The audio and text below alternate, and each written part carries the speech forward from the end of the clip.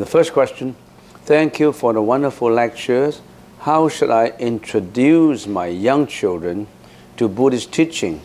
They are all under 6 years old. I want them to know what I did not know and not suffer from the ego. Oh, thank you. How do we introduce Buddhism to a 6-year-old child? Well, I think we have to introduce Buddhism to a 6-year-old child in terms of how would a 6-year-old child behave and think. You cannot get into details of philosophy, and but you still can get into the practice of meditation. You teach your child to meditate, especially for crossing legs. The legs of a young child are flexible, and they can easily cross their legs. And also, they can easily follow instructions. Just tell them that, okay, your legs have to be like that. Your palms, you must be folded together and put in front of your lap. And then you must be sitting upright, and you must not go to sleep, and you must do it. Your mind must be thinking about concentrating on your breath, thinking that you just tell them that you're not Jeanette in here now. You are a little sesame seed inside your nostril. It's like your nostrils are two polka dot doors. You see how you have a polka dot doors? You become a seat inside that door, and you're a seat and just feel the air in and out. You feel the breeze coming in the door, and you feel the breeze going, a cold breeze coming in from the outside, and warm air going in from going out. So you have to train your child how to meditate. And when they're meditating, say, don't think about anything. Don't think about cookies and candies, and don't think about anything else. Just think about that you are a sesame seed inside the door, feeling the air in and out and in and out. And that's what we call focus. Can you focus? And you give them a challenge. Give them a challenge. I challenge you, you can't do it in 5 minutes. No, I can't do it. So you can do it in 5 minutes. And then after 5 minutes, what do you think? Are you thinking of something? No, I'm not thinking of something. I'm just thinking of how good is the sesame that I can eat it up. It's something, they can give you all kinds of imagination. Always think from the psyche of a 6-year-old, and train your 6-year-old to do meditation. And focus. You train a kid to do focus, especially if the kid is ADHD. If the kid is ADHD, it's very difficult to train an ADHD kid to focus. It's difficult. But if it is easier for you, you could have been an instructor in ADHD. It's not easy. Because ADHD is always, what do you call that? Agitation, activity, what do you call that? Yeah, attention deficit, hyperactive, very hyperactive, no attention, no focus. Exactly, the meditation can help. Attention deficit, because he has no attention in anything. Hyperactive is always want to move. So if you can tell your ADHD to stay put, say you challenge it for, how about 5 minutes? Yeah, I can do it in 5 minutes. No, it's just 2 minutes, and you're moving in 2 minutes, no, 5 minutes. So you're testing your kid how to lengthen the the time of the concentration. There's so much you can do, and it's fun. You must find it fun to do it. If you find it boring to teach your kid how to meditate, then you can't do it. You have to be patient. You know why? You are doing the same thing to yourself. You are training your patience when you are teaching your kid. You know, all good cause leads to good effect. You think you're teaching your kid how to meditate is a waste of time? No.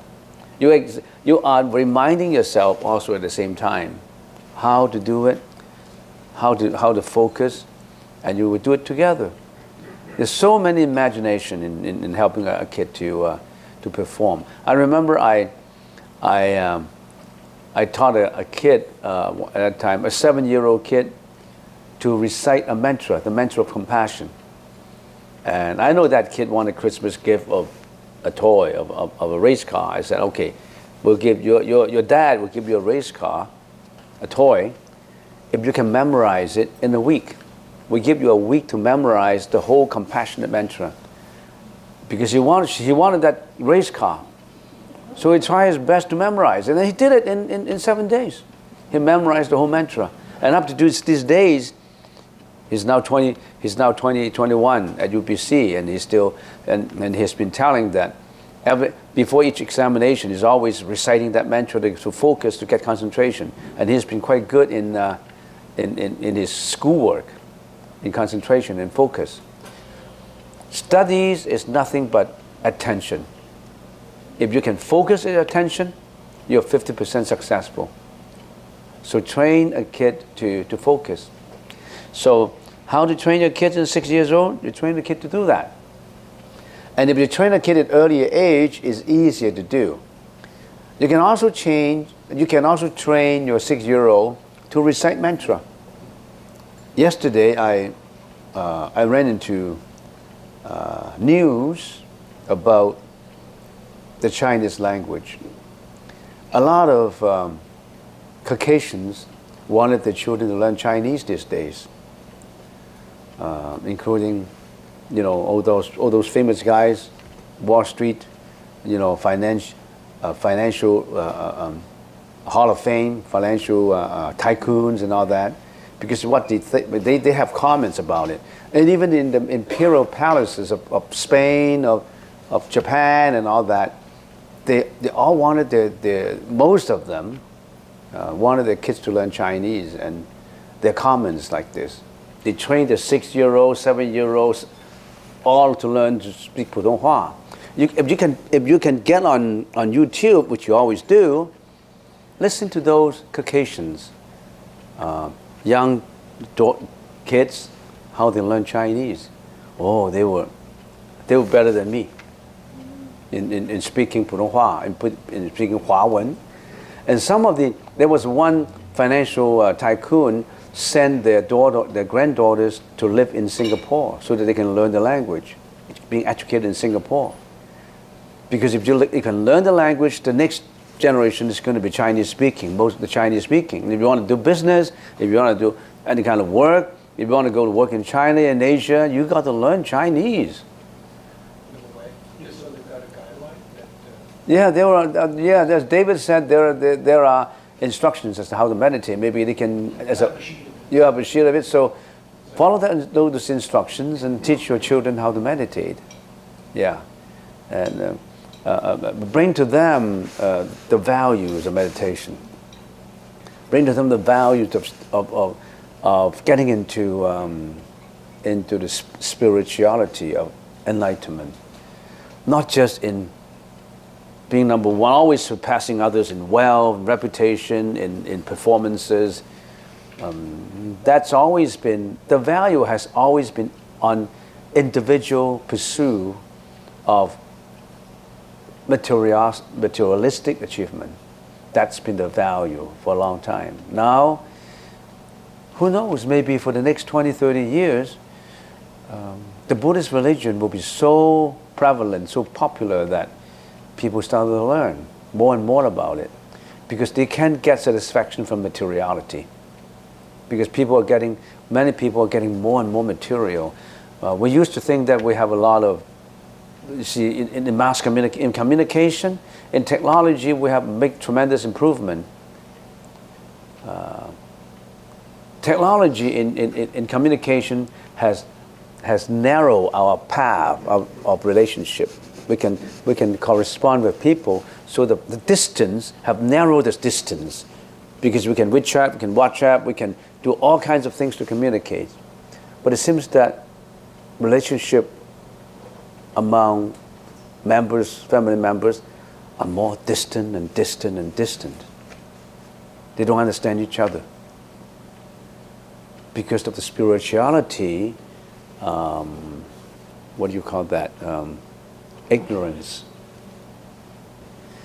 And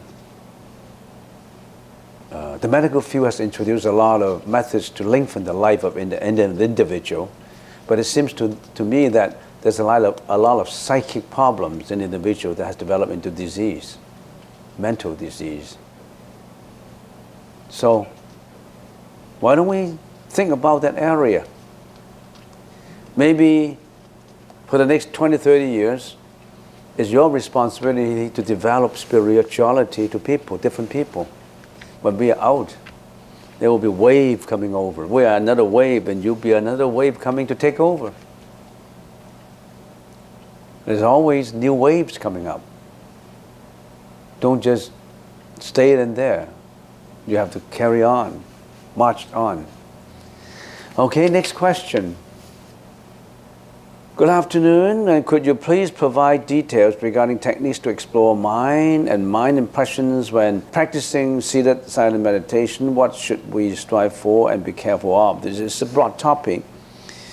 It's a broad topic that we can't just cover in here. It requires a lot of, first of all, we have to explore the main points of it, but suffice it to say that in meditation, you have to learn how to focus first. How to focus.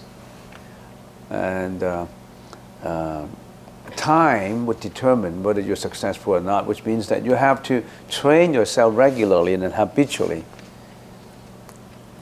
One exposure is not enough.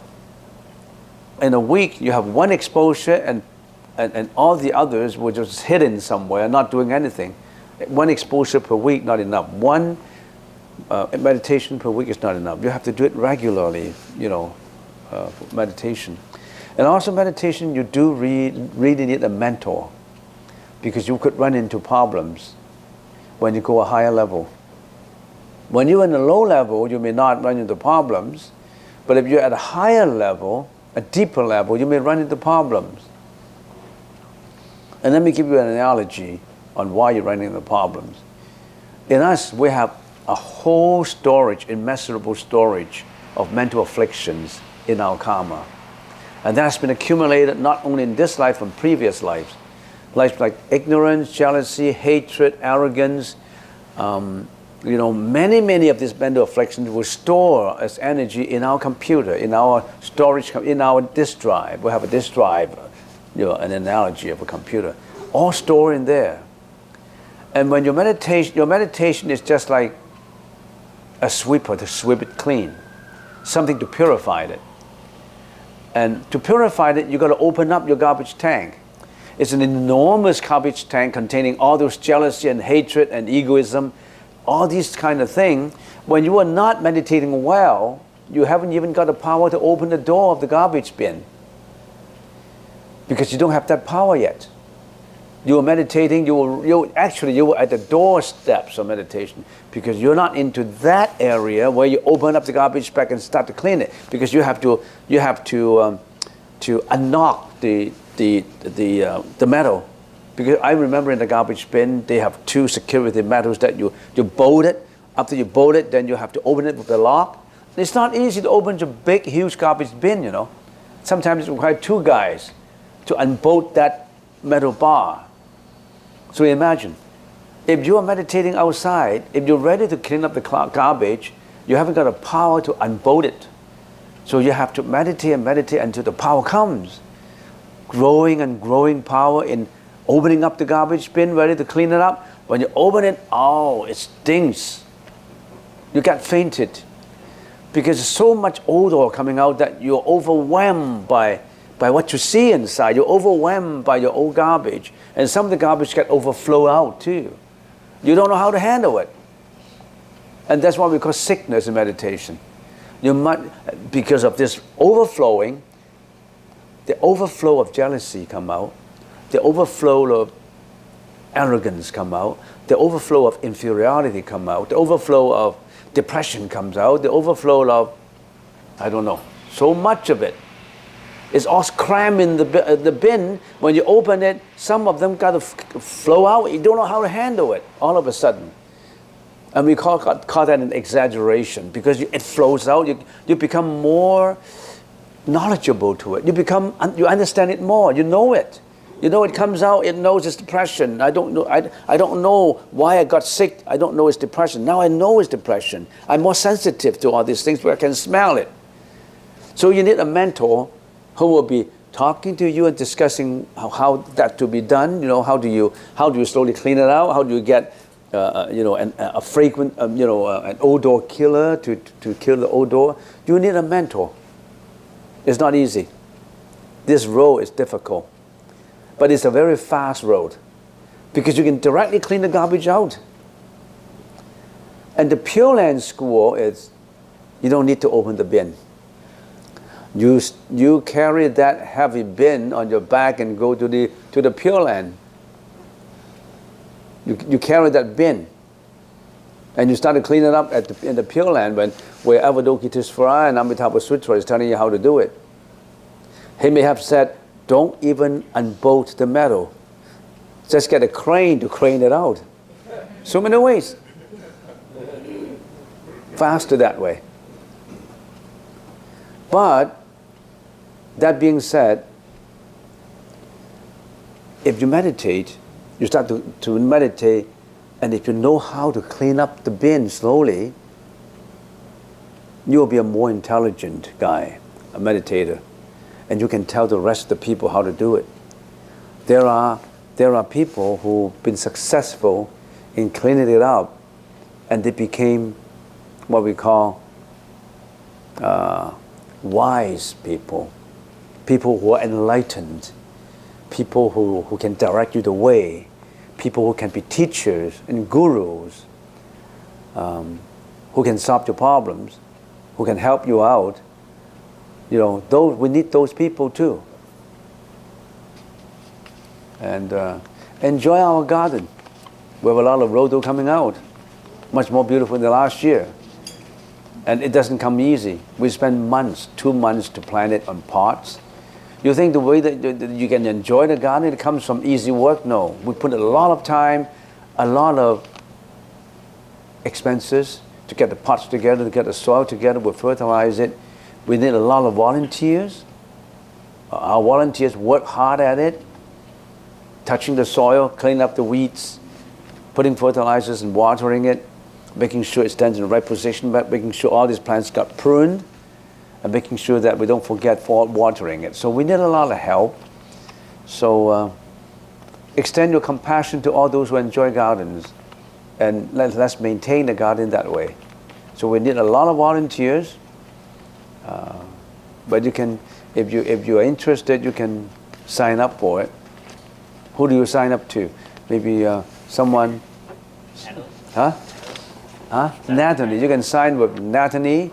Sign with Natalie. I want to help in watering the plants. At the same time, you can learn how to prune a bonsai. We have a huge bonsai.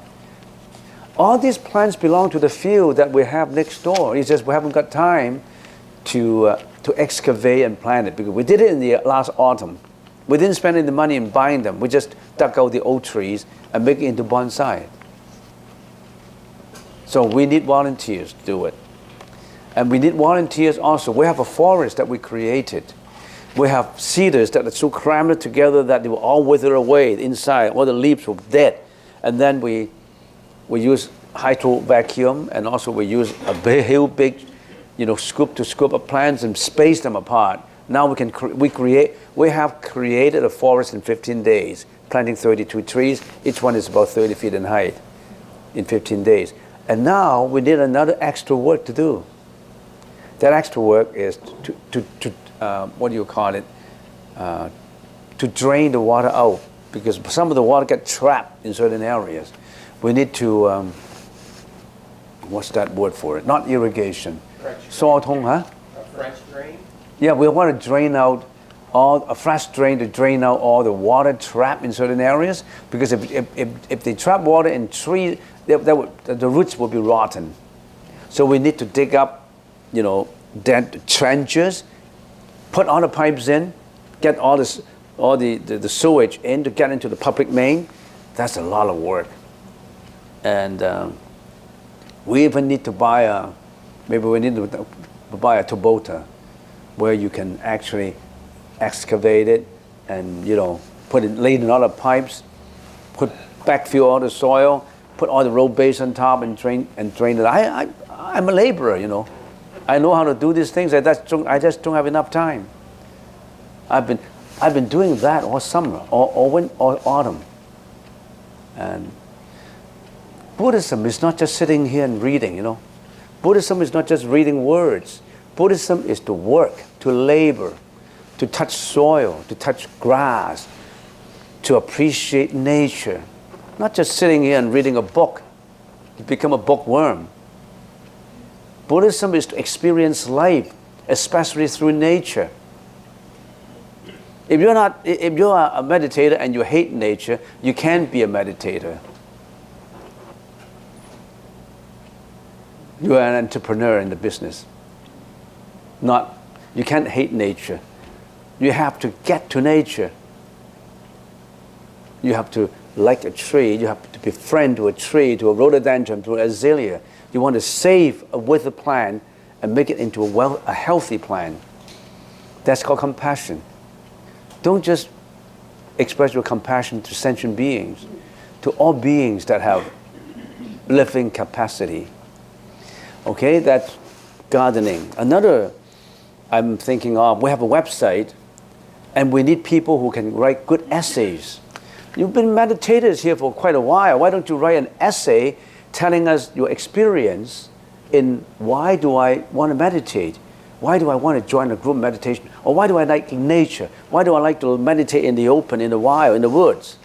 Write something about your experiences in meditation. Write something what you know about Buddhism, what you know about nature. And if it is good, we put it on our website. Our website is quite popular, It's getting more and more popular. Get onto our website, www.buddhisttemple.ca. You'll find a lot of my Dharma talk in there, a lot of other, essays and articles in there. I think you have written an essay, right? And that essay became so popular. Yeah, it was actually quoted in the New York Times. Yeah, it was quoted David wrote an essay that was actually quoted in New York Times. People after that essay. So see how influential your essay is? You have been developing, you have been promoting the Buddhist teaching. You have been telling people how to meditate, how to lead a happier life. We need people who can write good essays, putting their good, valuable experiences in the essay and tell people what happened. Not just you, about writers who know how to write. Tell them to come join us. Do a workshop in writing. Write out what you feel about it. Even New York Times appreciate your essay because they also contacted our website, Otherwise they couldn't have, read your essay, right? So we need more and more good essays. Get onto the website first. And you'll find it very beneficial to your practice.